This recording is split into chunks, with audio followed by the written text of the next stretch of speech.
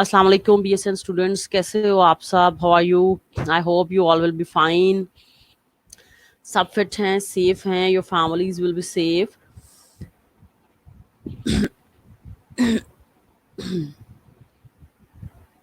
So I hope things will be fine at your end. So today we are going to start a new topic, which is the protein metabolism. So after carbohydrate metabolism, we are going to start the protein metabolism. जैसे हमने carbohydrates का जो है metabolic cycle पढ़ा, इसी तरह से proteins, lipids, they also have metabolic pathways. So the knowledge of the simple proteins which we have studied earlier is quite important if we are going to study the protein metabolism. So if we know what are the proteins, what are the amino acids, what is the structure of the amino acid, what is deamination, is transamination, only then we can go for the protein metabolism.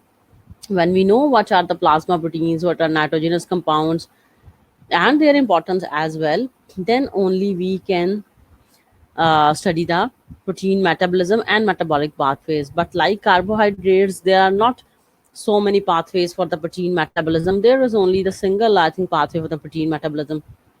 And yes, for the amino acids, there are certain pathways, but these pathways are basically not included in our in our course basically.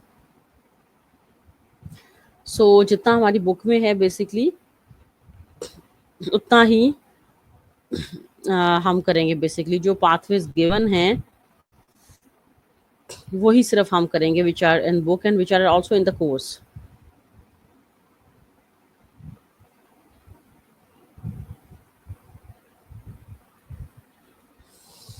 सो जी start करते हैं. मैं भी बिल्कुल ठीक हूँ, fit हूँ, fine हूँ, शुक्र है अल्लाह का. ठीक है, तो बेसिकली स्टार्ट करते हैं. Basically protein metabolism, phase of the amino acids after the absorption. सबको पता है कि बॉडी में जो प्रोटीन्स हैं उसका जो एंड प्रोडक्ट है दैट इज अमाइनो एसिड्स. ठीक है, प्रोटीन की जब डिग्रेडेशन होनी है तो क्या बनना है? अमाइनो एसिड्स बनने हैं. ठीक है, once the proteins are digested, amino acids are released and are absorbed by the intestinal cells. They passed into blood and they are taken up by the other cells of the body by different function. क्योंकि जाहिर है sales को जो है carbohydrate की जैसे जरूरत होती है, ऐसे ही उनको अमाइनो एसिड्स की भी जरूरत होती है. ठीक है, and the amino acids which are not utilized in our body, they are excreted from our body in the form of the urine. ठीक है, जिनकी बिल्कुल जरूरत नहीं होती, एंड प्रोडक्ट्स बिल्कुल जो बच जाते हैं, and then they are excreted by our body in the form of the urine. Functions of the amino acids. Amino acids are required by the body for the synthesis of the important structural elements and the metabolic processes. They are required for the synthesis of tissue proteins, enzymes, protein hormones, hormones from the single amino acid. अब functions क्या क्या ये basically body में perform करते हैं. सबसे पहले तो देखो बॉडी के स्ट्रक्चरल एलिमेंट्स हैं. ठीक है, क्योंकि बॉडी अगर कार्बोहाइड्रेट से बनी है तो बॉडी प्रोटीन से भी बनी है. You all know the function of the collagen, which is the structural protein. तो कोलेजन में अमाइनो एसिड्स तो होंगे, जाहिर है ना. तो इसका मतलब क्या है कि हमारा जो बॉडी का स्ट्रक्चर है वो बनाने के लिए अमाइनो एसिड्स जो हैं दे आर वेरी इंपॉर्टेंट. ठीक है, मेटाबॉलिज्म में तो इंपॉर्टेंट है ही, because these are the energy giving nutrients. जैसे कार्बोहाइड्रेट एनर्जी देते हैं, ऐसे ही हमें प्रोटीन्स भी एनर्जी देते हैं. तो कार्बोहाइड्रेट्स और प्रोटीन्स दोनों जो हैं they are energy giving nutrients. तो एटीपी वगैरह जनरेट तो ये करते ही हैं, लेकिन इसके साथ साथ बॉडी में ये क्या करते हैं, they are also the structure functional components also. ठीक है, तो ये जैसे कोलेजन स्ट्रक्चर बना रही है, इलास्टिन स्ट्रक्चर बना रही है. ठीक है, इसके अलावा कैराटिन जो है वो स्ट्रक्चर बना रही है. तो हमारी जो स्ट्रक्चरल प्रोटीन्स हैं basically definitely we will say that amino acids have the role in the structural organization of our body. इसके अलावा जी प्रोटीन, आपको पता है अमीनो एसिड्स जो हैं वो एंजाइम्स भी बना रहे हैं, इसके अलावा हार्मोन्स भी बना रहे हैं, ठीक है। तो हमारे प्रोटीन हार्मोन्स जो होते हैं insulin, glucagon, hormones from the single amino acids from for example adrenaline, nor adrenaline, thyroxine, ठीक है। इसके अलावा ये है कि हमारे बहुत से ऐसे अमाइन हार्मोन्स हैं जो डायरेक्टली अमीनो एसिड, एक अमीनो एसिड से बनते हैं। कुछ तो पेप्टाइड हार्मोन्स होते हैं ना जिसमें 100 अमीनो एसिड्स हो सकते हैं, 150, 200, 300, ठीक है, एंड सो ऑन। और कुछ होते हैं बेसिकली अमाइन हार्मोन्स, ठीक है, जैसे कि थायरॉक्सिन, ठीक है। तो थायरॉक्सिन अमाइन हार्मोन है कि ये अमाइनो एसिड से बना है, ठीक है, टायरोसिन से बना है। इसी तरह से एड्रीनालिन और नॉर एड्रीनालिन ये भी जो है वो किससे बने हैं, टायरोसिन से बने हैं। Physiologically active peptides for example glutathione, glutathione हम सबको पता है इसकी बड़ी इंपॉर्टेंस है, ठीक है। ये भी 3 अमीनो एसिड से मिलकर बनी है, तो that is also the function of amino acid that it helps in the formation of glutathione. इसके अलावा जी है जी विटामिन, ठीक है, विटामिन जो हैं वो भी जो हैं अमीनो एसिड से बने हैं, ठीक है। Vitamin for example niacin is formed from the tryptophan. इसी तरह से सेरोटोनिन है, ठीक है, जो हमारा क्या है न्यूरोट्रांसमीटर। और इसी तरह से है जी आपका जो बॉडी पिगमेंट्स हैं जैसे मेलानिन है, ठीक है। तो they are the basically they are the group of the compounds which are formed from the amino acids. तो अमीनो एसिड्स हमारी बॉडी में कभी अमीनो एसिड के फंक्शंस आ जाए तो डोंट थिंक कि जी हमने तो सिर्फ प्रोटीन्स के फंक्शंस पढ़े हैं, हमने तो कभी अमीनो एसिड्स के फंक्शन पढ़े ही नहीं है। तो ऐसा कुछ नहीं है। अमीनो एसिड्स जो हैं like proteins, these are the functions of basically amino acids.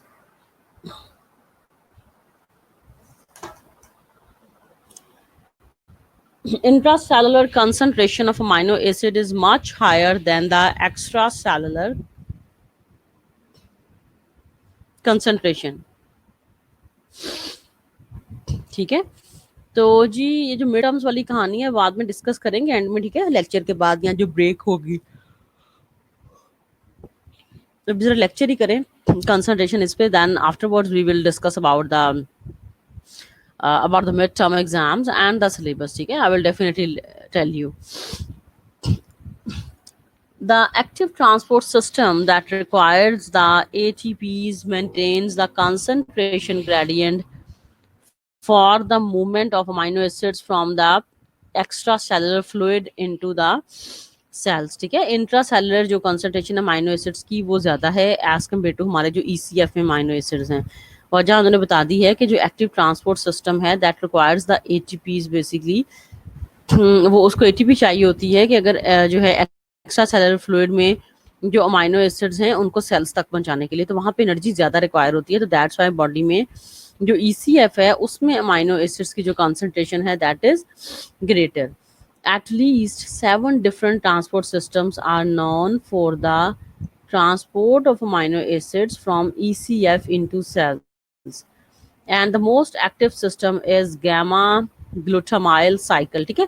तो ट्रांसपोर्ट सिस्टम्स हैं जो कि क्या करते हैं, एक्स्ट्रा सेलुलर फ्लूइड से अमीनो एसिड्स को सेल में ट्रांसपोर्ट करवाते हैं, ठीक है। There are the 7 transport systems for the amino acid transportation. वैसे तुम लोग याद रख सकते हो MCQs वगैरह के लिए, ठीक है, कि कितने सिस्टम्स हैं, कभी MCQs वगैरह में क्वेश्चन वगैरह ये आ सकता है। Plasma amino acids, nitrogen enters the body in the form of the amino acids contained in the dietary proteins. देखो जो अमीनो एसिड्स हैं हम सबको पता है नाइट्रोजनस कंपाउंड हैं क्योंकि उसमें अमाइन ग्रुप भी है, ठीक है। तो जो अमाइन ग्रुप है basically that also contains the nitrogen, तो ये नाइट्रोजन का भी सोर्स है हमारी बॉडी में। Nitrogen leaves the body as urea, ammonia and other products of the amino acid metabolism, ठीक है। तो नाइट्रोजन का जो अब बॉडी में एंटर होने का जरिया है वो है अमाइनो एसिड्स, ठीक है। और जो बाहर जाने का जरिया है वो होता है in the form of ammonia या यूरिया या और कोई वेस्ट प्रोडक्ट्स जो हैं जो बॉडी से बेसिकली इसको एक्सक्रीट आउट करवाती हैं. Only 75% of amino acid derived from the hydrolysis of the body proteins are used for the synthesis of the new tissue proteins. ठीक है, 75% जो अमाइनो एसिड्स हैं, ठीक है, जो कि बहुत ज़्यादा आए कहाँ से, जो बॉडी में प्रोटीन्स जो आप खा रहे हो डाइट से, उनकी हाइड्रोलिसिस से ही बेसिकली अमाइनो एसिड्स मिले हैं ना.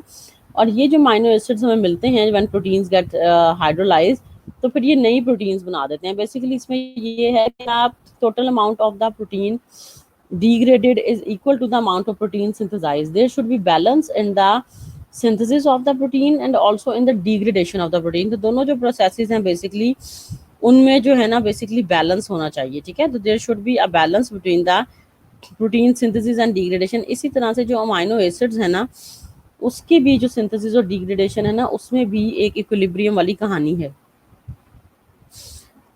अच्छा जी, the remainder serves as a precursor for the compounds such as porphyrins, creatine, neurotransmitters, purine and other nitrogenous compounds. ठीक है, तो जो 75% प्रोटीन्स है ना, अमाइनो एसिड्स है ना, वो टिश्यू प्रोटीन्स बनाती हैं और जो बाकी 25% है ना वो basically other amino acid products बनाते हैं. ठीक है, अमाइनो एसिड सिर्फ प्रोटीन नहीं बना रहे बॉडी में, अमाइनो एसिड्स जो है न्यूरोट्रांसमिटर्स भी बना रहे हैं. ठीक है, अमाइनो एसिड जो है वो नाइट्रोजनस बेसिस भी बना रहे हैं हमारी बॉडी में. ठीक है, तो जो 25% प्रोटीन्स रह गई हैं वो क्या कर रही हैं, वो other biologically active amino acid products basically बना रही है. ECF जो है जी लुबना बतूल, एक्स्ट्रा सेलुलर फ्लूइड, ECF. ठीक है, that is extra cellular fluid.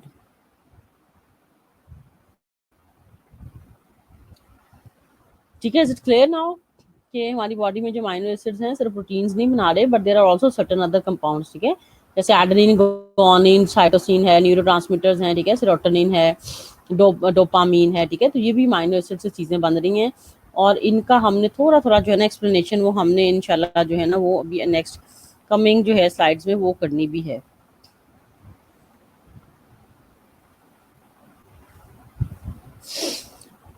Amino acid pool. Amino acid pool consists of amino acids released by the hydrolysis of the proteins plus the free amino acids distributed throughout the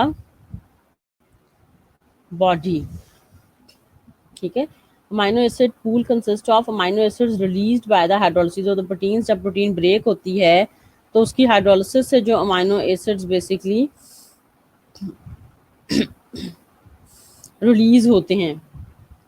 ठीक है, और plus जो free amino acids हैं जो हमारी पूरी body में distribute हुए. देखो बॉडी की अपनी भी तो प्रोटीन्स है ना बेसिकली. अगर हम डाइट में प्रोटीन्स नहीं लेंगे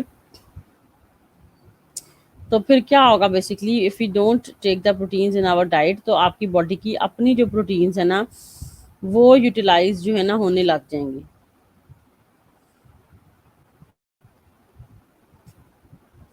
Formation of the plasma proteins. These include enzymes, antibodies, hemoglobin, milk proteins. अच्छा जी, प्लाज्मा अमाइनो एसिड्स के जो अमाइनो एसिड्स आपकी जो है ना बॉडी में हर जगह, आपके टिश्यूज में भी हैं, आपके एक्स्ट्रा सेलुलर इंट्रासेलुलर फ्लूइड में भी हैं.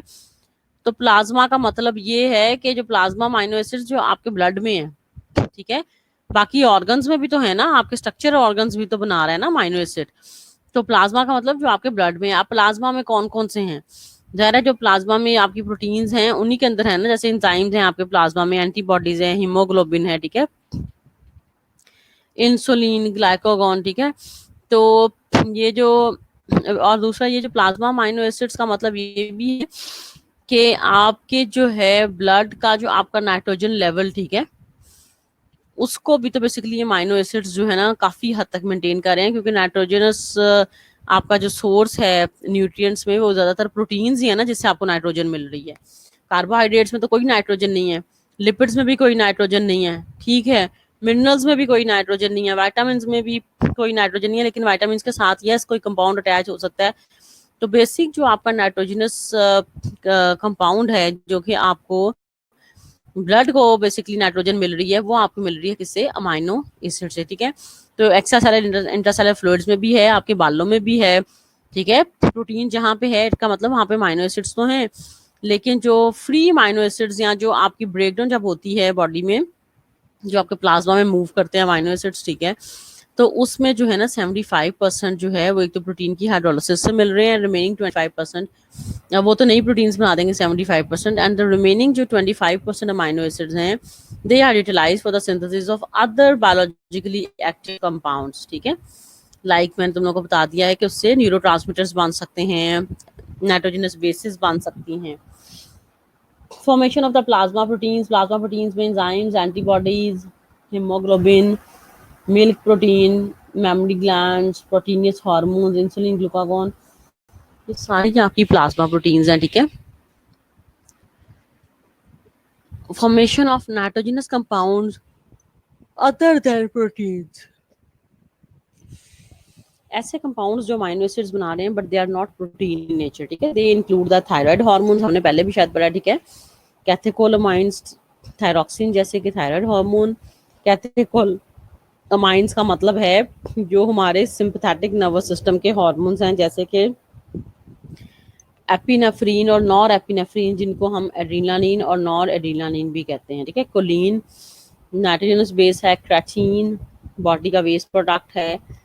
प्यूरिन्स, पैरामिडीन्स, निकोटिनामिक एसिड यानी कि कोएंजाइम्स वगैरह, ठीक है। तो काफ़ी चीज़ें हैं जो कि अमाइनो एसिड्स जो हैं हमारी बॉडी में बना रहे हैं।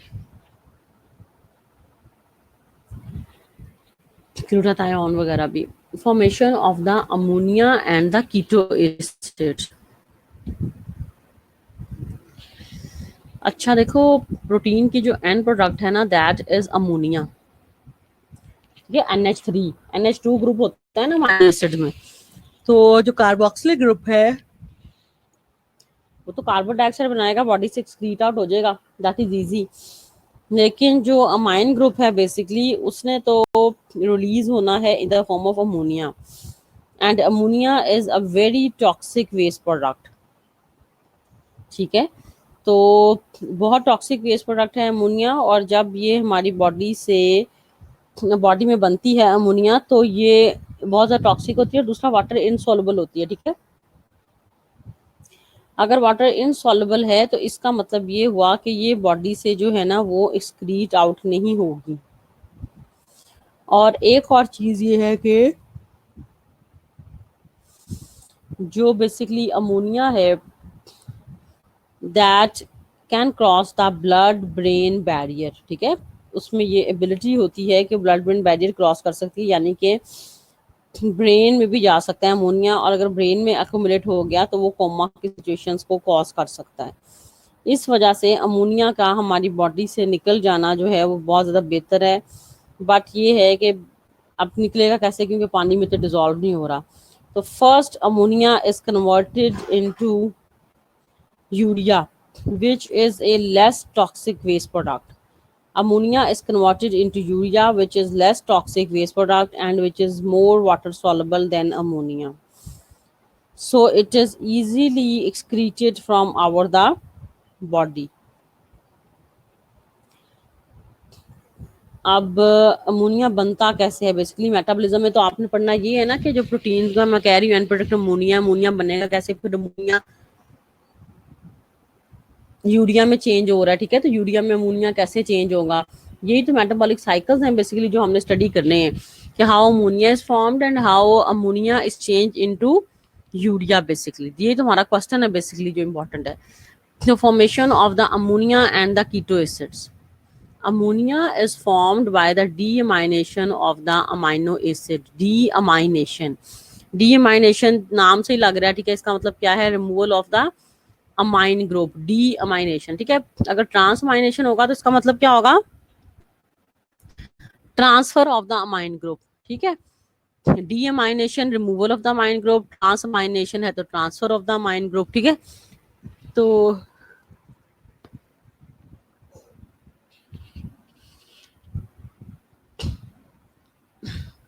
deamination means the removal of the amine group from the amino acid, The removed amine group is liberated as free ammonia, and the remaining part of the amino acid is converted to its corresponding keto acid. ठीक है, तो amine group की जो removal है इसको हम कहते हैं डीअमाइनेशन. जो अमाइन ग्रुप रिमूव होता है वो कहाँ जाता है, वो इन द लिबरेट हो जाता है in the form of free ammonia. अब डीअमाइनेशन के बाद जो अमाइनो एसिड बचेगा, जो अमाइनो एसिड जिसमें से अमाइन ग्रुप रिमूव कर दिया जाता है, उसको हम क्या कहते हैं, कीटो एसिड. ठीक है, तो कीटो एसिड क्या है, अमाइनो एसिड जिसका अमाइन ग्रुप रिमूव कर दिया हो, उसको हम कह रहे हैं this is called as keto acid. Amino acid to which the amine group has been removed is called as keto acid. Protein turnover. The total amount of the protein in the body is constant because of the protein turnover, that is the rate of the protein synthesis is equal to the rate of the protein degradation. ठीक है, तो आपकी जो total amount of protein है ना body में वो constant है. प्रोटीन, इसको हम कहते हैं प्रोटीन टर्नओवर, यानी कि जो प्रोटीन सिंथेसिस का रेट है और जो प्रोटीन डिग्रेडेशन का रेट है उन दोनों में इक्विलिब्रियम है, दोनों क्या हैं, बराबर हैं. This is called as the protein turnover and that is a constant basically. Clinical importance of the amino acids. About 1 gram of the amino acid is excreted in urine per day. 1 ग्राम हमारी body से amino acid daily excrete हो जाता है. The amino acids in the urine are formed in free form, for example peptides, and conjugated form, for example hippuric acid. Amino acid जो है ना are found in free form. ठीक है, peptides की form में होता है और कॉन्जुगेटेड फॉर्म में भी होता है. ठीक है, दोनों फॉर्म्स में, फ्री और कंबाइंड फॉर्म दोनों में एग्जिस्ट करता है. Renal tubules absorb most of the amino acids filtered by the glomeruli. ठीक है, तो मैक्सिमम अमाउंट ऑफ, क्योंकि हमारा न्यूट्रिएंट है ना अमाइनो एसिड भी, तो ज्यादातर तो ये किडनी जिसको एब्जॉर्ब कर लेती हैं ताकि बॉडी से जाया ना हो, क्योंकि इसने इतनी ढेर सारी इंपॉर्टेंट प्रोडक्ट्स बनानी होती है. ठीक है, तो अमाइनो एसिड से देखो आपकी प्रोटीन्स बन रही है, न्यूरो ट्रांसमीटर बन रहे हैं. ठीक है, अमाइनो एसिड से एंजाइम्स बन रहे हैं, हार्मोन्स बन रहे हैं. तो ये जो सारी चीजें हैं बेसिकली ये अमाइनो एसिड से बन रही हैं, तो that's why amino acid is very important. तो मैक्सिमम हमारा ये है कि इसको हम एब्जॉर्ब करने जितना हम कर सकते हैं. ठीक है, तो आप जब इसको बॉडी अगर इसको फिल्टर कर लेगी, यानी कि एब्जॉर्ब कर लेगी और एक्सक्रीशन से बचा लेगी, तो उतना हमारी बॉडी में डेफिनेटली फ़ायदा है. तो अगर ये लॉस हो जाए तो फिर definitely lead towards the deficiency diseases. तो किडनीज का पर्पस ही ये है कि इसने जो न्यूट्रिएंट्स हैं उनकी मैक्सिमम एब्जॉर्प्शन करनी है. ठीक है, that is the basically major function of kidneys. Amino acid levels in the urine increases the increase in the plasma amino acid levels. This happens in diabetes mellitus, acute infections, liver diseases and pregnancy. देखो अगर कोई disease होगी जिससे body में तोड़फोड़ हो, ठीक है, या बॉडी इफेक्ट हो, तो फिर आपके यूरिन में अमाइनो एसिड का लेवल बढ़ जाएगा. जैसे जैसे तुम लोग देखो बैलेंस होना चाहिए बॉडी में. जैसे अगर अगर बहुत ज्यादा भी हम प्रोटीन्स ले रहे हैं, बहुत ज्यादा अमाइनो एसिड्स बन रहे हैं बॉडी में, तो फिर भी अमाइनो एसिड की एक्सक्रीशन ज्यादा होगी. ठीक है, क्योंकि बैलेंस होना है उनके दरमियान. और दूसरा ये कि अगर आपको कोई डिजीज है, डायबिटीज मेलाइटिस है, इसमें मसल वेस्टिंग होना शुरू हो जाती है. ठीक है, और एक्यूट इन्फेक्शन का है, कोई लिवर डिजीज है, ऐसी डिजीजेस जिसमें मसल वेस्टिंग होगी ना, उन सब में बॉडी से जो है ना आपके अमाइनो एसिड निकलेगा इन द फॉर्म ऑफ यूरिन, यानी कि कमजोरी होगी, आपको वीकनेस होगी, जैसे प्रेगनेंसी वगैरह. क्योंकि इन डिजीजेज में जिसमें मसल वेस्टिंग होती है, तो मसल वेस्टिंग का मतलब ये है कि आपकी बॉडी की जो अपनी प्रोटीन्स हैं जो कि टिश्यूज और मसल कलर मैस बना रही हैं, वो बेसिकली डिग्रेड हो रही हैं. वो for the sake of the energy जो है वो अपने ही टिश्यू प्रोटीन्स को यूज कर रही हैं. तो मसल वेस्टिंग का मतलब ये है कि बॉडी का अपना मस्कुलर मैस, अपनी जो टिश्यू प्रोटीन्स हैं वो यूज हो रही हैं as the source of energy. ठीक है, और ये ज्यादातर होता है डिजीजेस में, जैसे डायबिटीज है या कोई ऑटो इम्यून डिसऑर्डर्स हैं. ठीक है, या मेल न्यूट्रिशन है, अंडर न्यूट्रिशन है. तो ज्यादातर इन डिजीजेस में बेसिकली होता है कि बॉडी की अपनी जो बेसिकली प्रोटीन्स हैं वो ब्रेक हो रही होती हैं for the sake of energy. इसके बाद है जी pathological conditions associated with the loss of the amino acid in the urine is called as the aminoaciduria. ठीक है, ऐसी कंडीशन जिससे अमाइनो एसिड्स यूरिन में बहुत ज्यादा एक्सक्रीट आउट हो रहे हों, ठीक है, डिजीज, उसको हम कहते हैं अमाइनो एसिडूरिया के अमाइनो एसिड्स के लेवल इतने बढ़ गए हैं कि बॉडी अब उसको टॉलरेट नहीं कर पा रही and they are started excreting in the form of the urine from our body. Biochemical reactions of the amino acids in the body. अब जी 7 बायोकेमिकल रिएक्शंस यहाँ पे लिखे हुए हैं, ठीक है, जो हमने पढ़ने भी हैं, हमें आना भी चाहिए, ठीक है, और एग्जाम्स में भी आ सकते हैं, एग्जामिनेशन पॉइंट ऑफ से भी इम्पोर्टेंट है।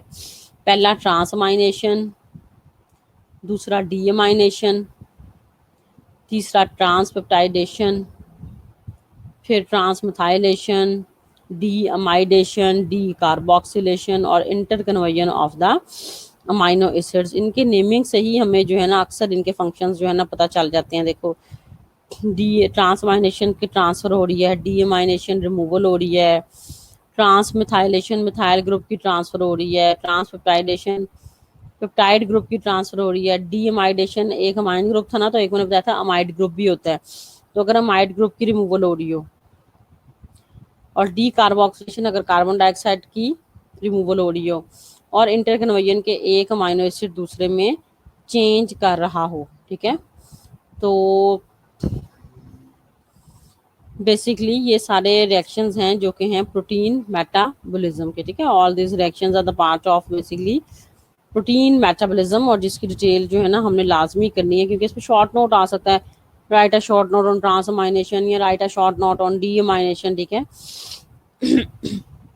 तो इस वजह से जो है ना we have to do it.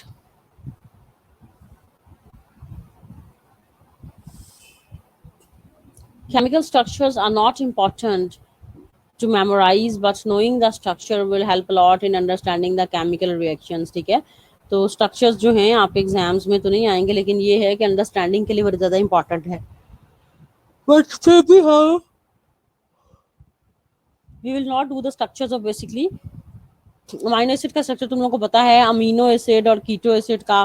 Keto acid का मतलब ये है कि अमाइन ग्रुप रिमूव हो गया, बाकी तो तुम लोग खुद भी बना सकते हो, ठीक है। मेरे ख्याल है स्ट्रक्चर कम से कम अमाइनो एसिड और कीटो एसिड का तो हमें जो है ना वो पता होना चाहिए, स्ट्रक्चर जो है अमाइनो एसिड और कीटो एसिड, तो कम से कम इनके स्ट्रक्चर्स तो जो हैं वो हमें लाजमी जो है ना वो पता होने चाहिए, amino acid and keto acid. Amino acid का तो मेरे ख्याल में सबको आता है स्ट्रक्चर, तो we must know the structure of the basically amino acids.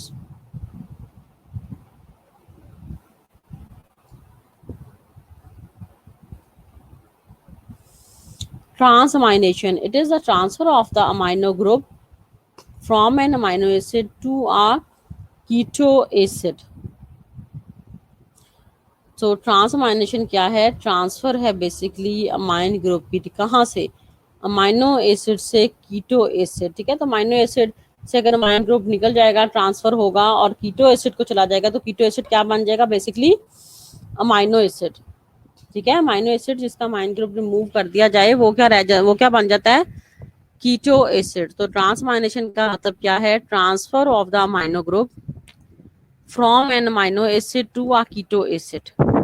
The amino acid after the removal of the amine group becomes the keto acid, and the keto acid after accepting the amine group it basically becomes the amino acid, ठीक है। दोबारा बता रही हूँ कि amino acid जिसका amine group remove हो जाए वो कीटो एसिड बन जाता है, और कीटो एसिड जिसमें हम अमाइन ग्रुप ऐड कर दें वो बन जाता है फिर अमाइनो एसिड। तो ये देखो, amino acid glutamine plus keto acid, ठीक है, ये एक ही इक्वेशन है, ठीक है। Amino acid plus keto acid ऊपर नीचे लिखा हुआ है, बट देखो दोनों में दरमियान में प्लस का साइन है। तो अमाइनो एसिड पर प्लस कीटो एसिड किस में चेंज हो जाएंगे कि जो अमाइनो एसिड है वो बन जाएगा कीटो एसिड, और जो कीटो एसिड है वो बन जाएगा बेसिकली अमाइनो एसिड। तो तुम लिख सकते हो glutamine plus pyruvate is changing into alpha ketoglutarate plus alanine. तो हमने एक एग्जांपल जो है ना लाजमी इसकी याद रखनी है, ट्रांसअमाइनेशन की, इसी तरह से ट्रांस मिथाइलेशन की। अब जो ट्रांसअमाइनेशन है ना वो थोड़ा लेंथी इन्होंने दिया हुआ है। बेसिकली इसमें उन्होंने जो दो एंजाइम्स हैं बेसिकली जो कि ट्रांसअमाइनेशन में हेल्प कर रहे हैं, लिवर के बड़े इंपॉर्टेंट एंजाइम्स हमने पहले भी पढ़े हैं, SGPT और SGOT बेसिकली, ठीक है। तो उनका भी जिक्र किया हुआ है बेसिकली। तो तुम लोग ALT की कोई एग्जांपल याद कर लें या AST की, जिसको जो इजी लगे। लेकिन एक जो है ना इसमें लाजमी एक एंजाइम की आप पढ़ लो, the transfer of the amino group is catalysed by transaminases. और ट्रांसअमाइनेजेस हमारे पास दो तरह के हैं, SGPT serum glutamate pyruvate transaminase और AST एस्पार्टेट ट्रांसअमाइनेज, जिसको हम SGOT भी कहते हैं, सीरम ग्लूटामेट ऑक्सैलो एसिटेट ट्रांसअमाइनेज। अच्छा प्लीज जब भी कभी तुम लोग SGPT SGOT लिखो तो साथ में ब्रैकेट में प्लीज इसकी एब्रीवेशन लिखो। Don't think that examiner know it, ठीक है, मत ये सोचो कि उसको तो पता ही है।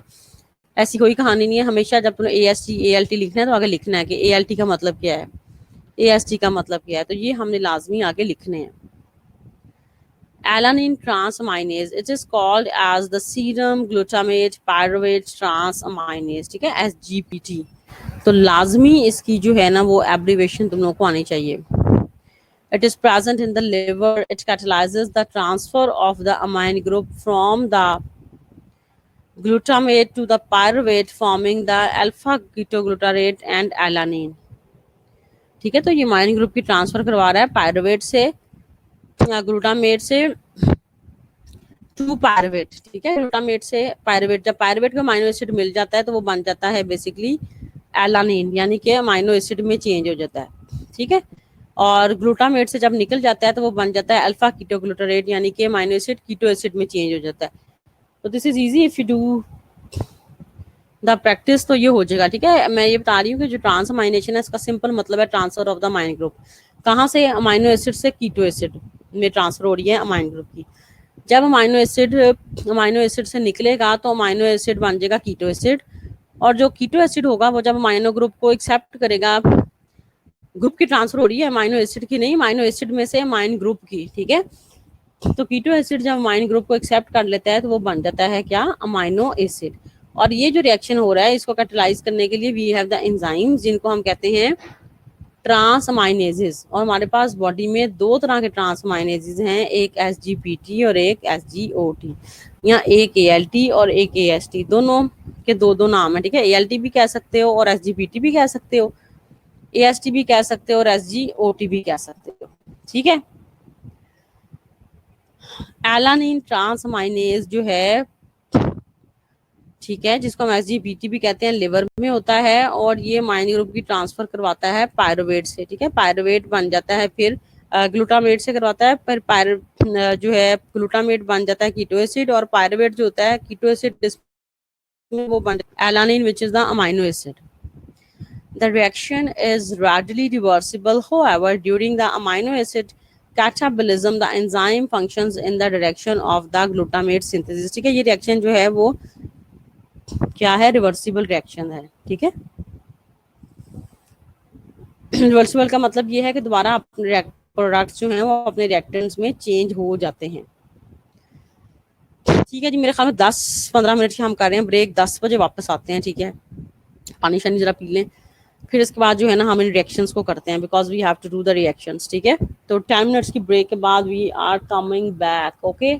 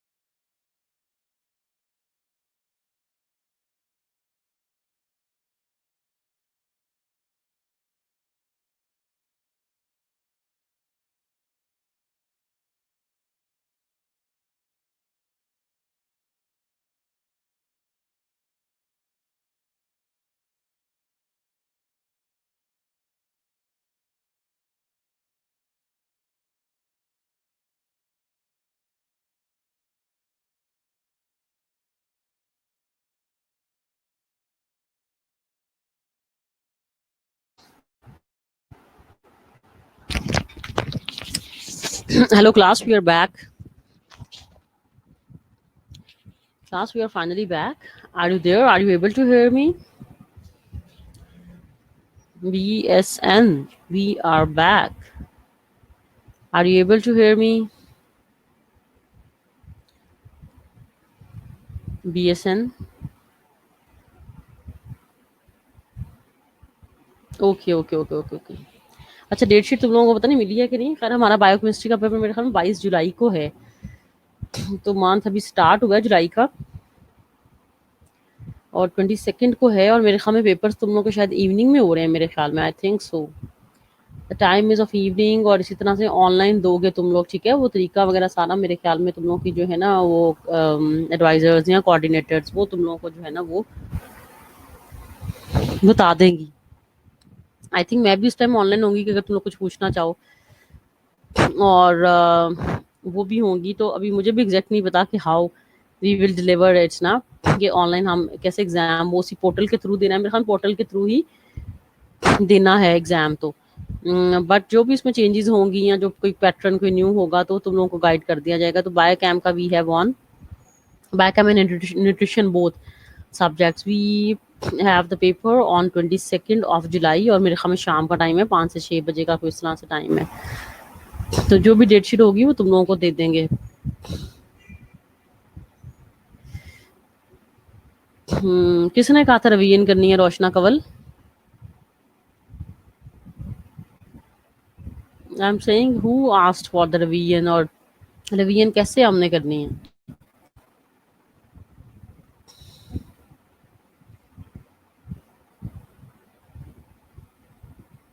अच्छा, सही से रिवीजन, ये जो हम अभी क्लासेस ले रहे हैं, इसमें रिवीजन करनी है कि पेपर एक रिवीजन है? I mean exam is not a revision. Exam तो ठीक हो गया, right right right, I got it, कि मैम जुबैदा ने कहा था, लेकिन रिवीजन हमने अब इन क्लासेस में करनी है जो आजकल में हमारी क्लासेस हो रही हैं एग्जाम से पहले, या फिर क्या एग्जाम को रिवीजन कह रहे हो?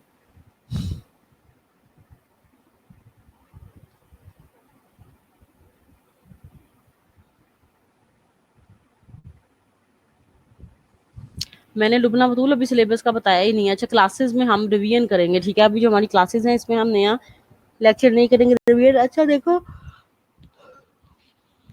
रिवीजन का तो मतलब ये है कि यही जो पहले हमने स्लाइड्स की हैं दोबारा पढ़ लें।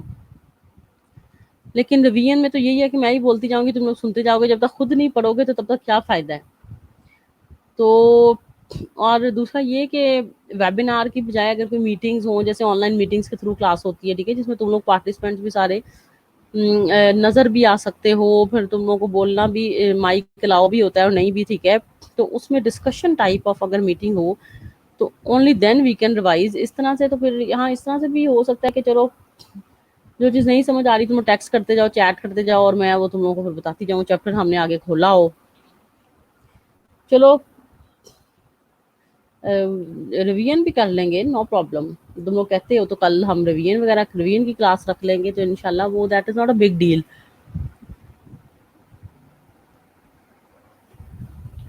हाँ बिल्कुल, मेरा जूम वगैरह हो ना, अगर कोई इस तरह हो तो फिर हम लोग डिस्कशन वगैरह कर सकते हैं। अच्छा देखो, टेस्ट, फ्रैंकली स्पीकिंग टेस्ट में तुम लोगों को, because you are not in front of me, तुम लोग साथ बैठे हो, तुम लोग की बुक ओपन है, तुम लोग, तो मैं मेरे I don't realize the purpose of the test.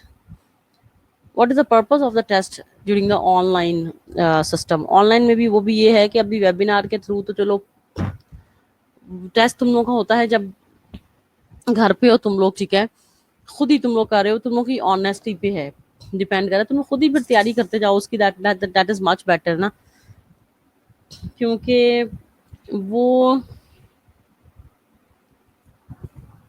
अच्छा, किसने क्या जूम पे वाइवा होना है, ये मुझे जरा बताना, जूम पे वाइवा किसने क्या होना है?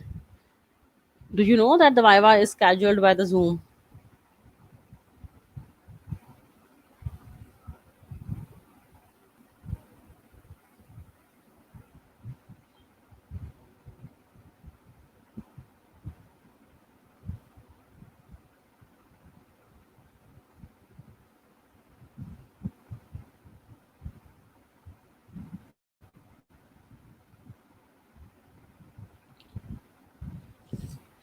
अच्छा, मिस रुबीना ने कहा ठीक है, इसका मतलब है कि पेपर्स की तुम लोग की होगी वो ग्रेडिंग वगैरह भी ना। लेकिन अब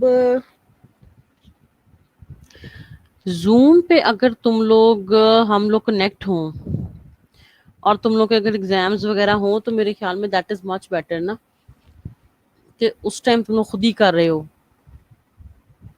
हम्म,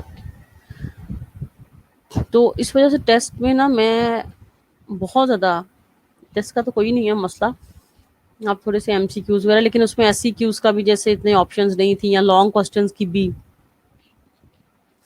कि आपको 1 घंटा दे दिया जाए तो 1 घंटे में आप 4-5 सवाल कर लो, तो वो फिर उसमें तुम लोगों को बस टाइम मिल जाता है टू लुक इनटू बुक्स में। देखो, मैं एक किसी को स्पेसिफिकली नहीं कह रही, बट ये एक जनरल कंसेप्ट है कि स्टूडेंट की ये नीयत होती है कि कहीं से उसको अगर कोई मौका मिल सकता है तो वो ले ले।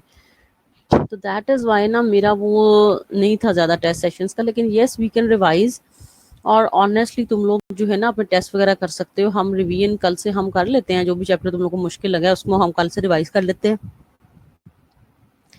ठीक है। एंड दैट इज गुड कि जूम के थ्रू हमारे वाइवाज हो जाएंगे, तो ये बहुत ही अच्छा हो जाएगा, ठीक है। तो मैं तुम लोगों को ना वो सिलेबस में तुम लोगों को बता देती हूँ, ठीक है। हमारा जो है ना मेटाबॉलिज्म इंक्लूडेड नहीं होगा, बाकी हमने जितने भी किए हैं ना chapters, they all were included, like carbohydrates, proteins, nucleic acids, enzymes, hormones, ठीक है। ये सारे चैप्टर होंगे, तो उसमें मैं मेटाबॉलिज्म नहीं ऐड करी, क्योंकि साइकिल्स वगैरह जो है ना उसका एक पहले हम, क्योंकि जब हमारी लाइव क्लासेस होती थी तो we take a number of test. मतलब कि हमेशा मैं मेटाबॉलिज्म के बहुत टेस्ट लेती थी, मतलब 3-3 4-4 दफा जो है ना टेस्ट। उसके बाद तुम लोगों को कहीं ये साइकिल्स जो है ना वो तुम लोगों को रट जाते थे, तो लिख लिख के भी प्रैक्टिस होती थी, 5 दफा लिख के लाओ, 10 दफा लिख के लाओ। तो लिखने से भी बेसिकली जो है ना साइकिल्स पे जो ग्रिप है ना आपकी वो बहुत अच्छी हो जाती थी। You like you memorize the enzyme names, ठीक है, and when you practice by writing down on the registers, तो फिर ये मेटाबॉलिक साइकिल्स ना ही तो मिक्सअप होते थे ना भूलते थे तुम लोगों को। इस तरह 1-2 दफा करने से तो you will mix up what is gluconeogenesis and what is glycogenolysis and what is glycolysis and what is glycogenesis and what is HMP shunt, ठीक है। तो एंजाइम्स होंगे बिल्कुल, ठीक है। तो मैं चैप्टर्स के नाम तुम लोग को लिख भी देती हूँ, ठीक है। हॉर्मोन्स भी होंगे, मैं ये नाम वगैरह सारे लिख देती हूँ, ताकि जो है ना तुम सबको पता चल जाए, बार बार पूछने की बजाय, कि कौन कौन से जो चैप्टर्स है ना basically they are the part of the mid term exam, ठीक है। कार्बोहाइड्रेट्स, प्रोटीन्स, ये तो तुम समझ लो ना, कार्बोहाइड्रेट्स, प्रोटीन्स, लिपिड्स तुम्हारे बेसिक चैप्टर है ना, इनके बगैर तो बायोकेमिस्ट्री चल ही नहीं ना सकती।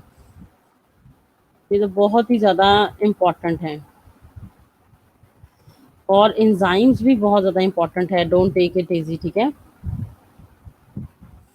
हमारे जो मेटाबॉलिक साइकिल से पहले पहले के हमारे जो चैप्टर्स हैं ना वो सारे मिड टर्म्स में हमेशा इंक्लूड होते हैं। हमारा सिलेबस ही होता है कि मिड टर्म से पहले हम ये कर लें, और मिड टर्म के बाद जो है ना फिर हम मेटाबॉलिज्म पे आएंगे, क्योंकि मेटाबॉलिज्म की जो तीनों साइकिल्स है ना वो इन सब पे भारी हैं। Carbohydrate metabolism, protein metabolism, lipid metabolism, तो तीनों जो चैप्टर्स हैं ना वो बहुत ज़्यादा इंपॉर्टेंट हैं। बहरहाल ये सब भी बहुत इंपॉर्टेंट, ठीक है।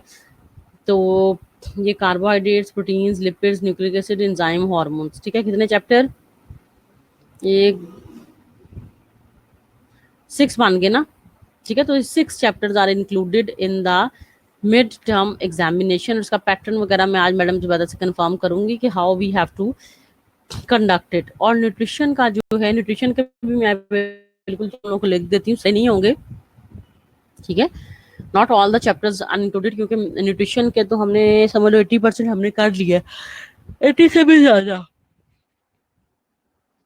ओनली आई थिंक 2 चैप्टर्स मेरा ख्याल है वो भी उसी में से हैं, बेसिकली मिलते जुलते, जो हमारे किसी ना किसी तरह से रह गए हैं। Otherwise we have done nutrition, ठीक है, हम कर चुके हैं। तो 2 चैप्टर्स जो हमारे रह गए हैं ना, समझ लो न्यूट्रिशन के, वो हम इंशाल्लाह किसी दिन कर लेंगे। तो न्यूट्रिशन के चैप्टर्स में लिख देती हूँ। सबसे पहले जो इंट्रोडक्शन वाला है ना, इंट्रोडक्शन का मतलब ये है,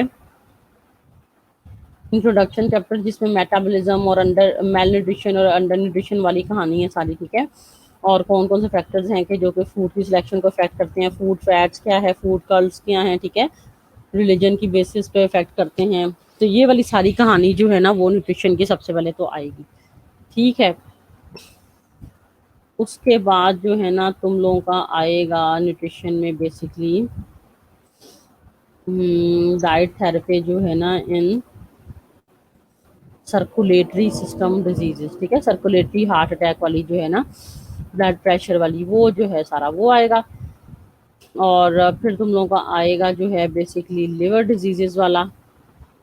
फिर तुम लोगों का आएगा बेसिकली किडनी डिजीजेस वाला। और फिर तुम लोगों का आएगा बेसिकली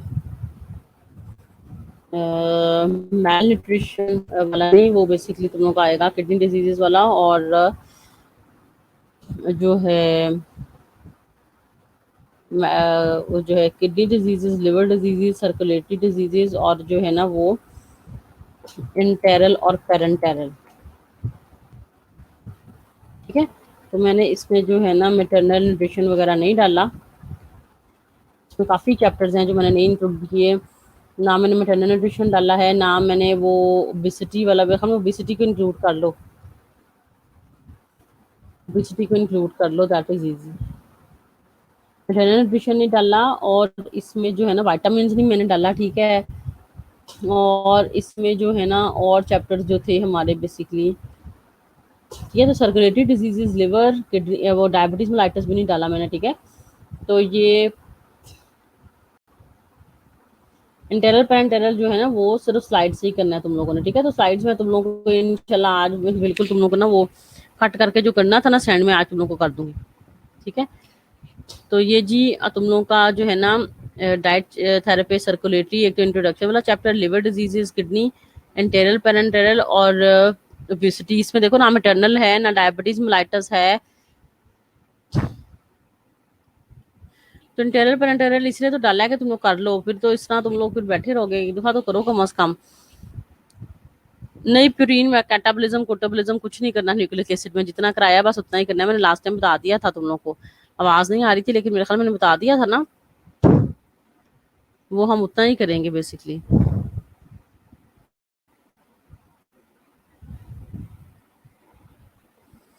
हाँ जी, प्रेगनेंसी और लैक्टेशन इंक्लूड।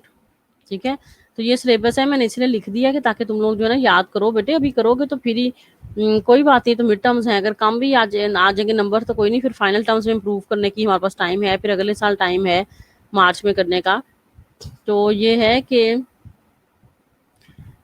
तुम लोग जो है ना अभी करो, कुछ ना कुछ तो याद रहेगा, इकट्ठा होगा बिल्कुल दोनों का पेपर। अब काफी टाइम तुम लोग को मिल गया, इतना रेस्ट का टाइम मिल गया। चैप्टर्स ये सारे करो तो फिर ही फायदा होना है। तो फिर हम इसके बाद इंशाल्लाह जो है ना दिसंबर टेस्ट में तुम लोगों के लिए आसानी हो जाएगी, क्योंकि बायोकेमिस्ट्री के इसमें कोई साइकिल्स नहीं है, कोई मैंने इसमें साइकिल्स वगैरह भी नहीं डाले। तो जब ये कार्बोहाइड्रेट्स, प्रोटीन्स, मेटाबॉलिज्म सबके साइकिल्स होने हैं ना। हाँ जी, प्रेगनेंसी वाला जो है ना वो इंक्लूड नहीं है और पेपर इकट्ठा होगा। मैं लिख देती हूँ, paper combine, viva combine, pregnancy not included. ठीक है। तो ये वाला जो चैप्टर है वो इंक्लूडेड नहीं है। जो इंक्लूडेड थे तो मैं तुम लोगों को बता दिए। Metabolism not included. ठीक है। Vitamin not included. ठीक है। मेटरनल न्यूट्रिशन यानी कि प्रेगनेंसी वाला नॉट इंक्लूडेड, डायबिटीज मेलाइटिस वाला नॉट इंक्लूडेड। ठीक है। और इसके अलावा जो है ना हमारे और भी बल्कि हैं मेरे ख्याल में एक दो न्यूट्रिशन के चैप्टर। तो हमने जो है ना बस इतना ही करना है, ये जितना मैं तुम लोगों को लिख दिया।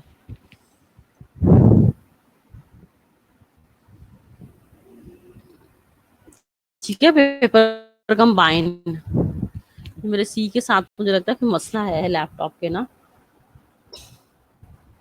ठीक है। तो सी इज हैविंग सम प्रॉब्लम। ठीक है। तो इज दिस ओके?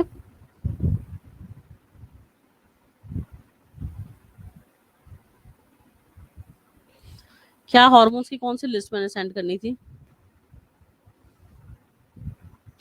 तुम लोग ऐसा करो ना, सारी क्लास डिसाइड कर लो कि कल हम कौन सा चैप्टर रिवाइज करें, क्योंकि इस तरह सबको किसी ना किसी चैप्टर में प्रॉब्लम है। तो डिसाइड करके सना जो है सीआर वो मुझे फिर मैसेज कर दे कि ये वाला चैप्टर हम कर लें। ठीक है। तुम लोग इंटेरियर पेरेंटेरियल मैं कह रही हूँ पढ़ लो, वो इजी है बल्कि।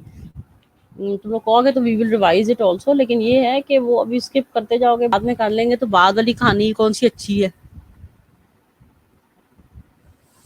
एमसीक्यूज भी होंगे, ठीक है, और एससी की, जैसे 50 नंबर का पेपर है ना, तो 20 एमसीक्यूज और 30 नंबर के एससीक्यूज। वो हमारी मर्जी होती है, फिर हम एससीक्यू जितने मर्जी रखें, ठीक है।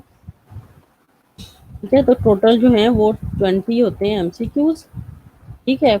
और जो 30 मार्क्स है ना, उसके हैं जी ये बेसिकली एसई ठीक है। तो इंटेरल पेरेंटेरल तुम लोग जो है ना वो बेसिकली याद रखो, ठीक है, वो करो। तो इसके अलावा कलेक्टिवली जो है ना, मुझे तुम लोग बताओ कि किस चैप्टर में ना, विच चैप्टर शुड बी रिवाइज, ठीक है। तो बिफोर योर मिड टर्म्स जो है, कौन सा चैप्टर है जो हम जिसकी हम रिवीजन बेसिकली करें, तो कलेक्टिवली। तो वो फिर जो है ना सीआर को बताओ, वो फिर मुझे बताए कि मैडम ये वाला चैप्टर हम कर लें, ठीक है। तो सीआर को तुम लोग बताओ, सीआर फिर मुझे बताए। तो चाहे इस लेक्चर के बाद जो है ना वो कर दो जी। हाँ बिल्कुल बिल्कुल, मैंने ना उसका वो करना था सेंड, जो है ना वो एक 2-3 सफ़ों का मेरे पास है पड़े हुए नोट्स, ठीक है। असल मेरे पास हार्ड कॉपी में है, तो उनकी पिक्चर्स इतनी क्लियर नहीं आ रही। तो हॉर्मोन्स मैंने कहा था चाहे फिजियोलॉजी की किताब से कर लो। ओबेसिटी वाला चैप्टर जो है ना, इसके भी नोट्स हैं, तो लेकिन ये उसमें नोट्स में बहुत कम दिया हुआ है, बीएमआई बीएमआर तुम लोग स्लाइड से ही कर लो, ठीक है। तो ऐसा है क्योंकि अभी हम दे नहीं ना सकते तुम लोगों को नोट्स वगैरह या इस तरह से, तो स्लाइड से तुम लोग कर लो। ओबेसिटी स्लाइड से करो, बुक में बहुत कम है, ठीक है। तो इजी चैप्टर जी मैंने डाले हैं, देखो इंटेरियर पेरेंटेरियल इतना तुम लोग कहोगे तो फिर हम क्या करेंगे, एंड पे कैसे करेंगे इंटेरियर पेरेंटेरियल।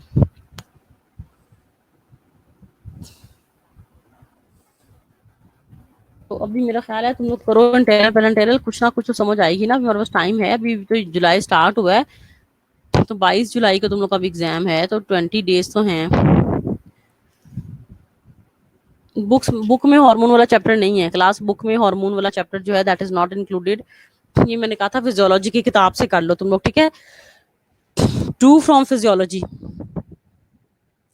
स्लाइड से कर लो, हार्मोन्स वाला चैप्टर या फिजियोलॉजी की किताब से कर लो। नोट्स मैंने देने हैं, but then the classes resume तभी हम दे सकते हैं, इस तरह से चीजें फिर जो है ना स्लाइड से कर लो, बिल्कुल स्लाइड से कर लो, या तुम लोग जो है ना वो उससे कर लो फिजियोलॉजी की बुक में। हार्मोन तो वही रहना है, फंक्शन थायरॉक्सिन का जो फंक्शन है वो फिजियोलॉजी की किताब में भी वही रहना है, बायोकेमिस्ट्री की भी किताब में वही रहना है, ठीक है।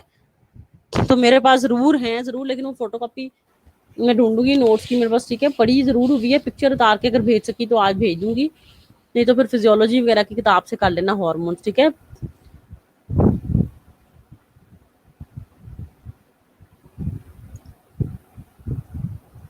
स्टार्ट डेट मुझे नहीं पता किस दिन हो रहे हैं, मेरा 22 जुलाई को है ये पता है, तो 1-2 दिन पहले ही होगा, दूसरा तीसरा पेपर होगा, हो सकता है मेरा पहला हो, पता नहीं।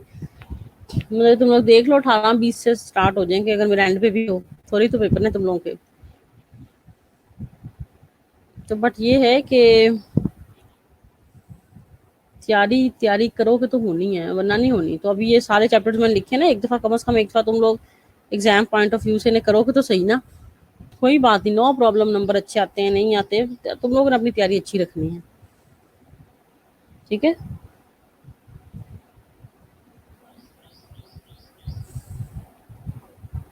अपनी तैयारी तुम लोगों ने बहुत अच्छी रखनी है, ठीक है, क्योंकि फिर वाइवा भी होगा मेरे ख्याल में, आप टीचर ने बता दिया है, तो फिर जूम के थ्रू जो है ना वो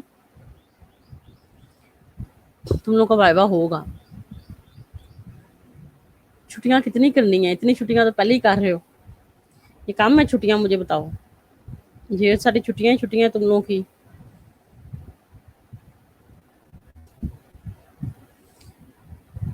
क्लासेस हो ही क्या रही हैं, बट आई डोंट नो के जो है ना वो छुट्टियां बीच में हैं कि नहीं, ठीक है।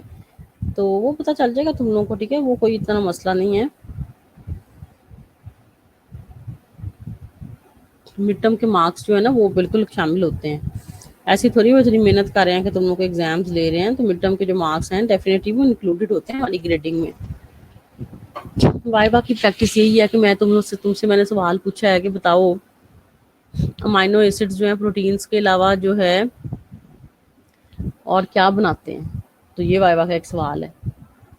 बता सकते हो तुम लोग जो है क्रेटीन वगैरह बनाते हैं, ठीक है, न्यूरो ट्रांसमीटर सेरोटोनिन डोपामिन वगैरह बनाते हैं, ठीक है, तो ये this is the viva question.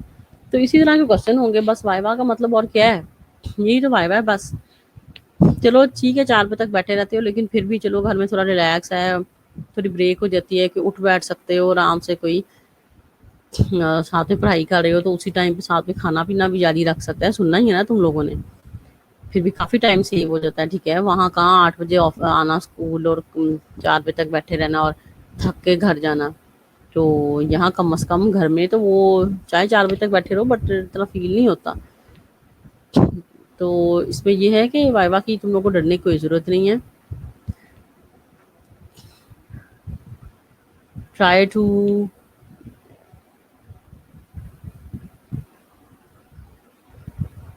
नहीं देखो उर्दू में बता सकते हो, कोई ऐसा मसला नहीं है, बट ये है कि बायोकेमिस्ट्री में, साइंस में अगर तुम लोगों ने लिखते तो इंग्लिश में ही हो ना, that will be more impressive if you talk in English.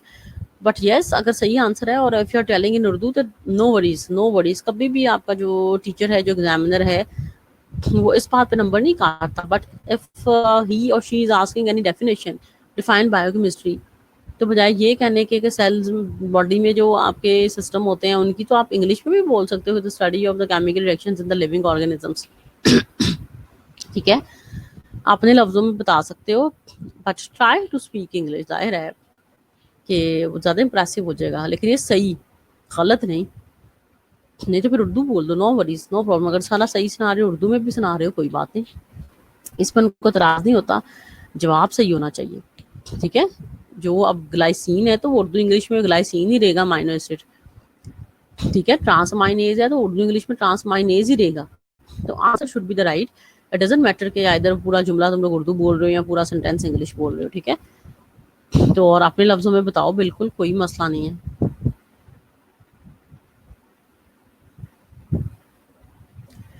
हाँ देखो, कंप्यूटर वाइज चेकिंग, अब ये मैं आई विल डिस्कस कि हमारे एससीक्यूज की कैसे चेकिंग करनी है, वो तो कंप्यूटर वाइज नहीं ना हो सकती, सिर्फ तुम लोग के एमसीक्यूज की चेकिंग होती है, तो वो आई विल डिस्कस। और तुम लोगों ने प्लान किया है जब 22 जुलाई, तो इंशाल्लाह थिंग्स विल बी ऑलराइट।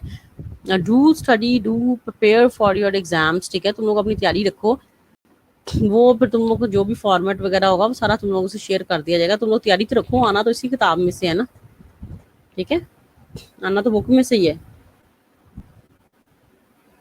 तो आपने अपनी तैयारी रखनी है बस, तैयारी रखो। और कोई क्वेश्चंस तुम लोग के हैं तो तुम लोग पूछ लो, वो तो कोई मसला नहीं है।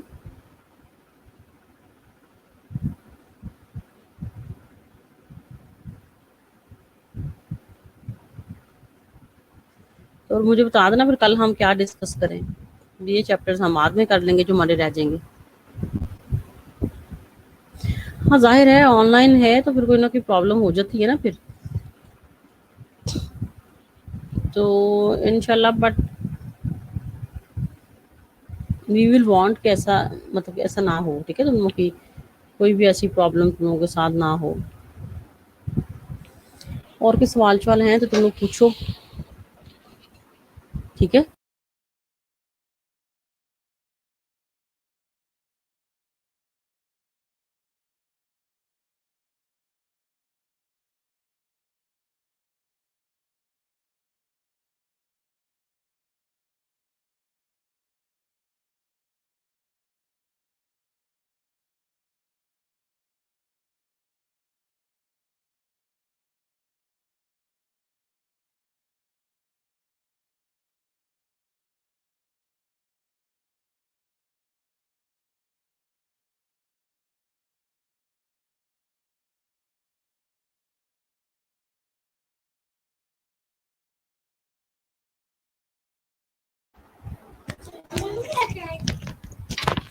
जी क्लास, और क्वेश्चंस वगैरह कोई हैं तो वो मैं आज ऐसा है कि कंफर्म करके ना मिस जुबैदा से मैंने भी डिस्कस करना है कि व्हाट इज द पैटर्न, ठीक है।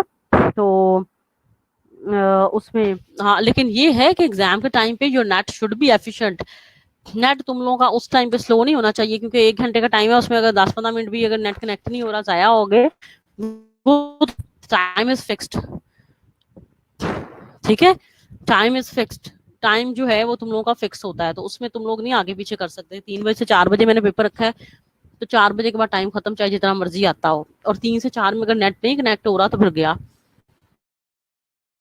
तो ये तो श्योर के कनेक्शंस तुम लोग के ठीक है, प्रॉब्लम कोई नहीं है, वरना तो तुम लोग फिर कुछ नहीं कर सकते हो ना। तो ये तो तुम लोगों के एंड पे है कि तुम लोगों ने देखना है ना आपका कनेक्शन ठीक है नहीं ठीक।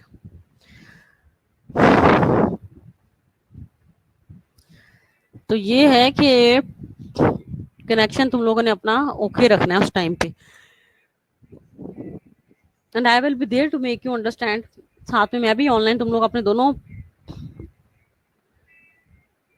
दोनों पोर्टल जो है ना वो तुम लोगों के मेरे ख्याल में ऑन होंगे, कि शालामार लर्निंग पोर्टल जिस पे टेस्ट हो रहा है, और साथ में मेरे ख्याल में ये वेबिनार वगैरह भी, या शायद जूम वगैरह भी पे वो कर दें कि जूम पे तुम लोग नजर आओ। लेकिन फिर तुम लोग एक ही खोल सकते हो ना, अगर तुम लोग जूम पे नजर आ रहे हो फिर तुम लोग पेपर कैसे करोगे।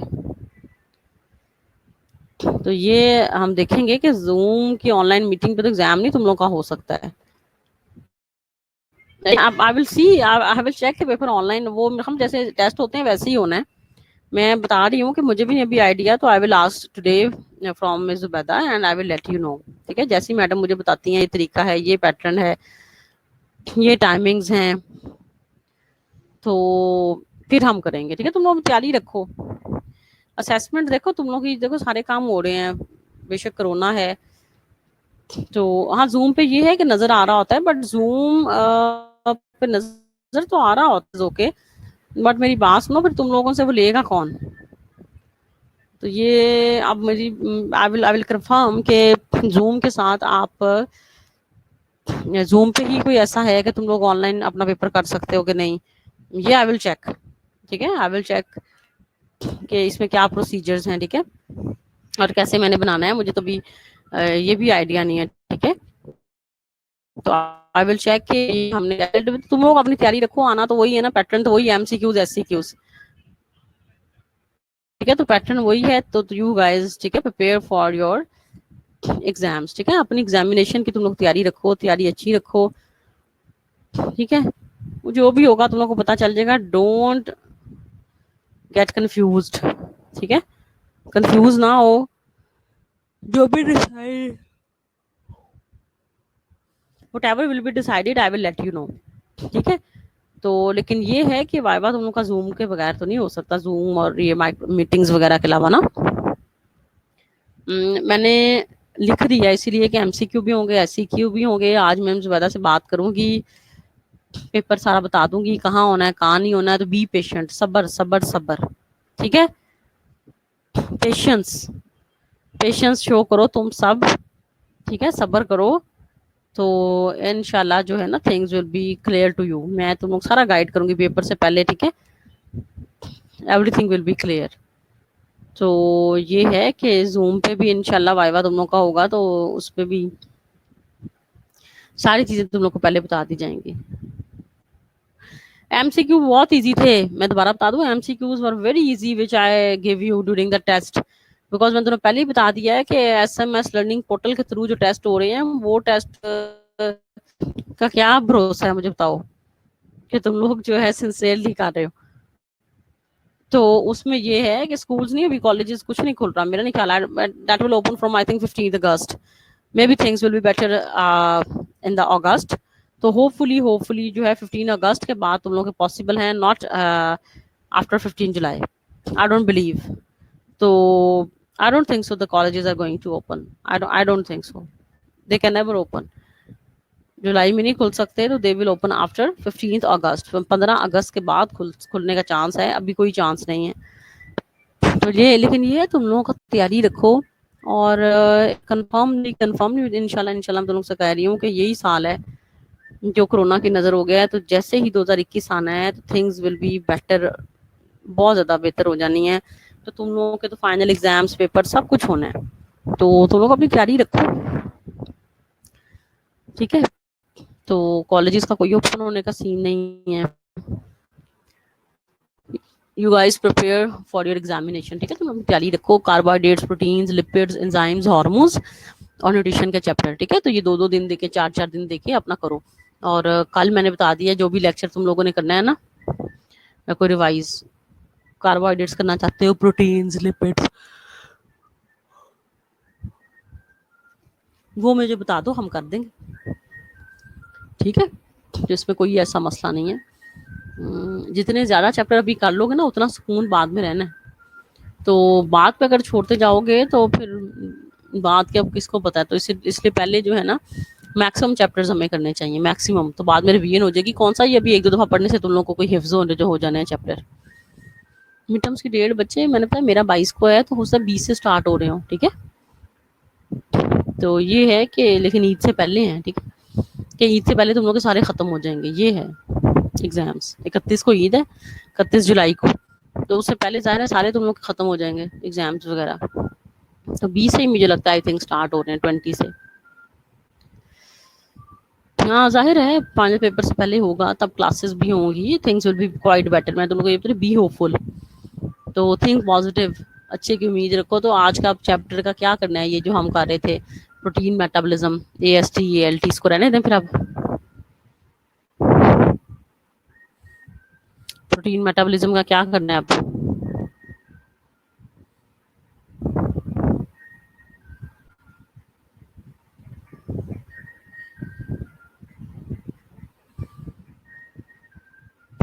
मिड्स के बाद ही करते हैं, चलो ठीक है। प्रोटीन मेटाबॉलिज्म मिड्स के बाद करते हैं। मैंने इसीलिए देखो तुम लोग को मिड्स में कोई मेटाबॉलिज्म का साइकिल नहीं दिया, ठीक है, कि मिक्स अप हो जाएंगे। तो तुम लोग अभी बेसिक पे ध्यान दो कि carbohydrates, proteins, lipids, nucleic acid, enzyme, hormones. Enzymes का चैप्टर बड़ा इंपॉर्टेंट है, ठीक है।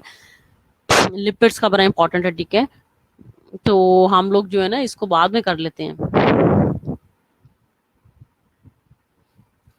तो आज अब हमारे पास जो है ना, हम अपलोड नहीं ना कर सकते अपना जो है दोबारा, ये जो लेक्चर अपलोड हुआ है, ठीक है। तो ये हम इसलिए मैं पहले बता रही हूँ कि आज मैं हार्मोन्स के पेज वगैरह भी देख लूंगी, ठीक है।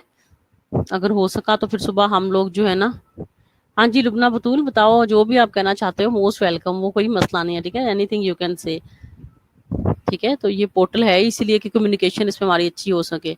बहरहाल ये है कि आई विल सी के हार्मोन्स के जो है ना मुझे नोट्स मिल जाए, तो हम सुबह हार्मोन,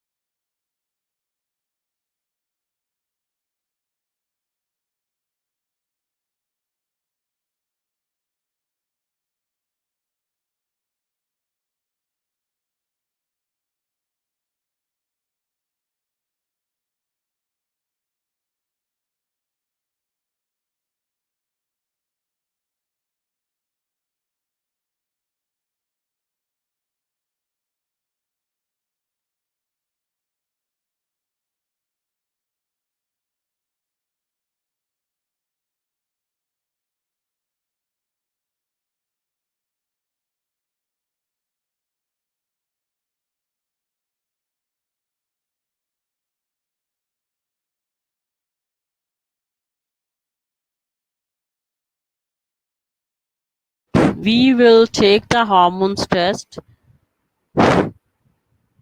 अच्छा वो सॉरी, ऑडियो वाला बटन प्रेस हो गया था मेरे ख्याल में ना, दैट्स व्हाई, दैट्स व्हाई। अब आ रही है आवाज, अब आ रही है तुम लोग को आवाज, ऑडियो वाले बटन को कोई प्रॉब्लम हो गई थी। I think it's okay no, is it okay no.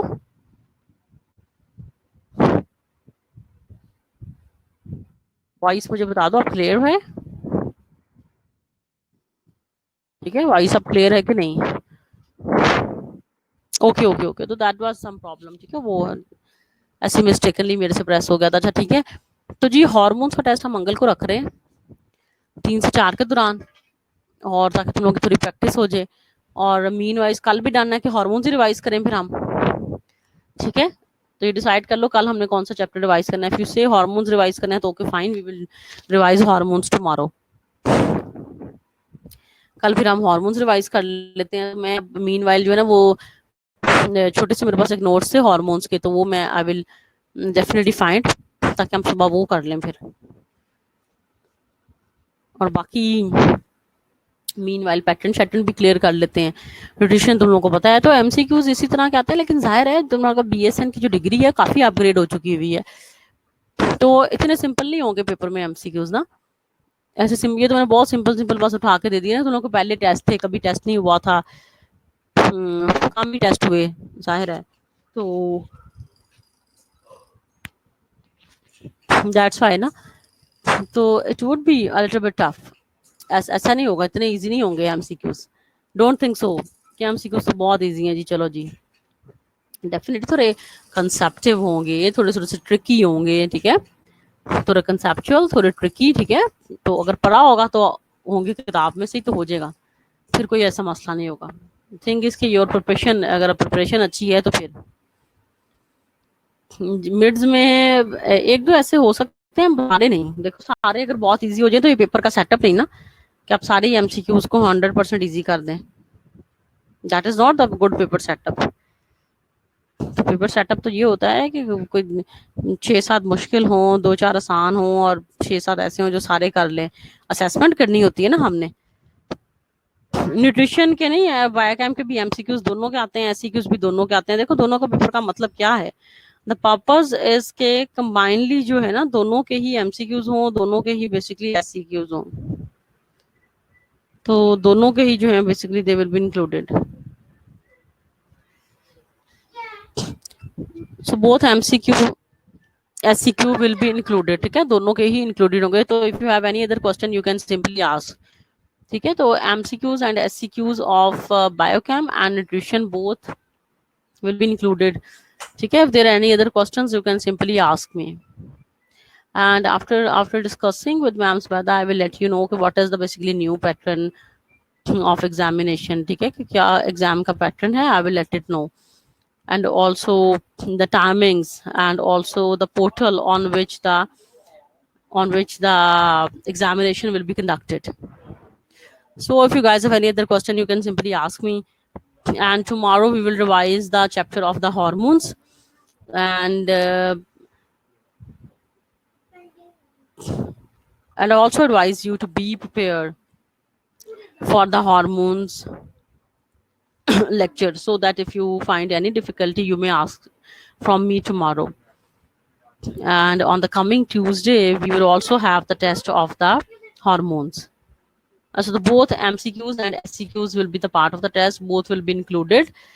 And as far as the paper is concerned, the nutrition and the biochemistry paper will be conducted combinedly.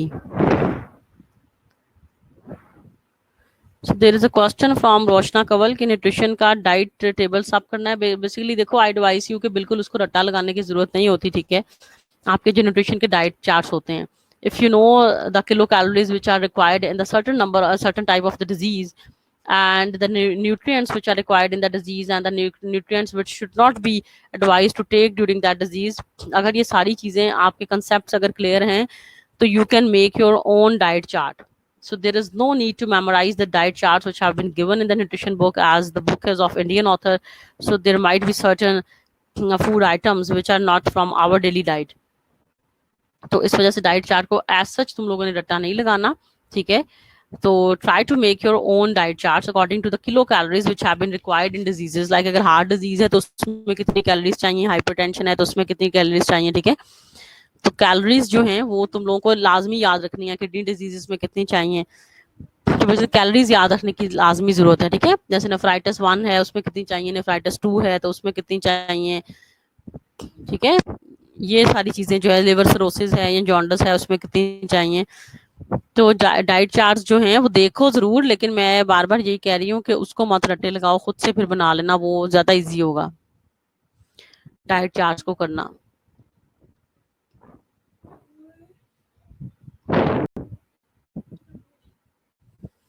और इसके अलावा अगर कोई क्वेश्चंस हैं तो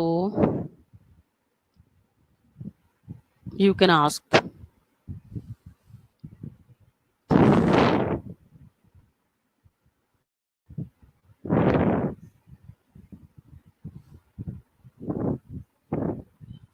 तो मेटाबॉलिज्म से पहले के सारे चैप्टर्स जो हैं वो तुम लोगों के बायोकेमिस्ट्री में इंक्लूडेड हैं।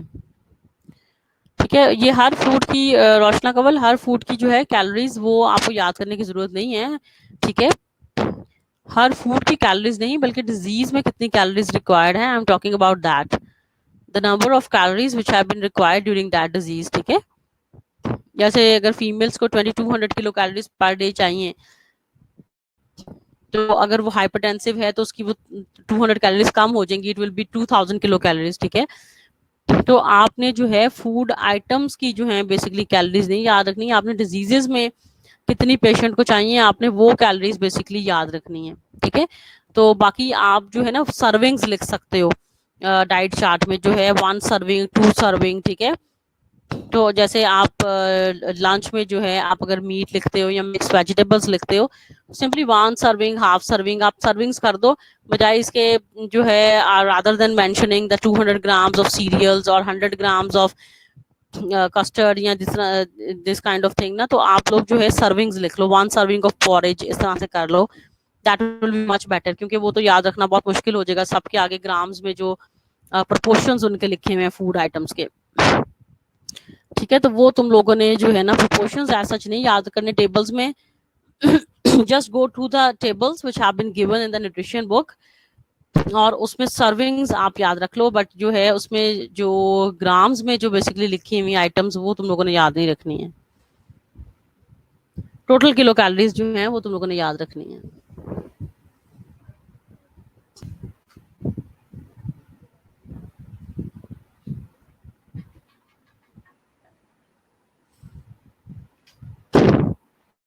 किसी का कोई क्वेश्चन है तो आप पूछ लो, बाकी जो है paper pattern I will discuss with your coordinator and then I will let you know. ठीक है, तो कल जो है जी हम रिवाइज कर रहे हैं, फिर कल वी विल डिसाइड कि नेक्स्ट वीक में तुम लोग कौन से चैप्टर्स हैं जो तुम लोग रिवाइज करना चाहते हो बिफोर एग्जाम्स ना। तो tomorrow we are going to revise the hormones. ठीक है, और जो तुम लोग मैंने बताया पहले भी है कि they are not in present in your biochem book, but you can do it from the physiologic book. ठीक है, तो कंटेंट उसका सारा सेम होगा हार्मोन्स का, चाहे तुम लोग फिजियोलॉजी की भी किताब में से कर लो, तो कोई ये सब मसला नहीं है।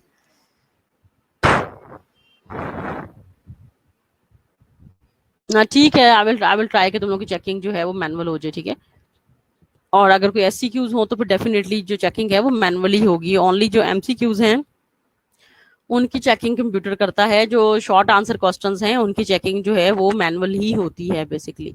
तो don't worry about the basically checking criteria, and your midterm marks are going to add up in your internal grades ना, इस वजह से do prepare.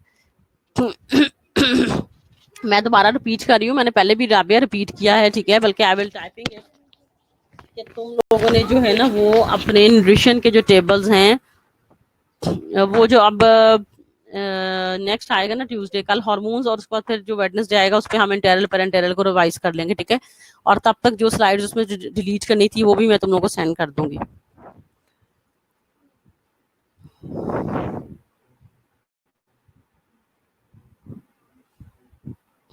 Any other questions? जी बिल्कुल, सर्विंग्स तुम लोग लिख सकते हो, half serving 1 serving, I think that will be better.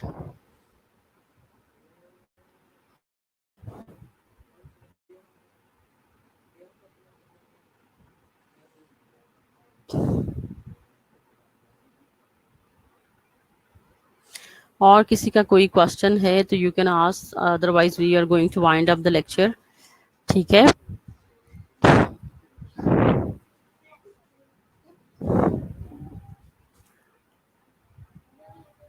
बाकी जो है क्वेश्चंस को पूछना चाहते हो तो तुम लोग सुबह जो है वी विल डिस्कस। ठीक है,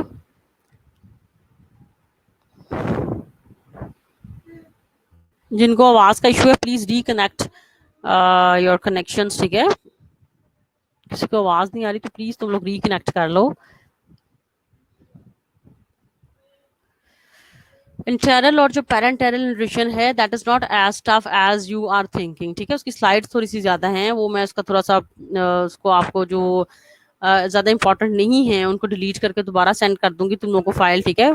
पीपीटी जो है इंटेरल पेरेंटेरल की स्लाइड्स जरूर ज्यादा है, it is lengthy but it is not as complicated, but is a part of the course, definitely we have to do it, you can't skip it, ठीक है।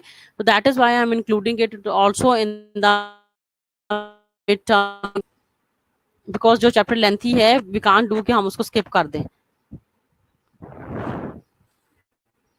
And for the final exams आपके जितने भी chapters हैं फिर तो पूरा syllabus include होगा, तो अगर तुम लोग अभी हम ज्यादा चैप्टर्स जो है इंक्लूड कर लेंगे तो दैट विल बी बेटर, ठीक है। तो tomorrow we are going to revise hormones, और ये जो प्रोटीन मेटाबॉलिज्म है that we are going after your mid term exams. So see you tomorrow इंशाल्लाह।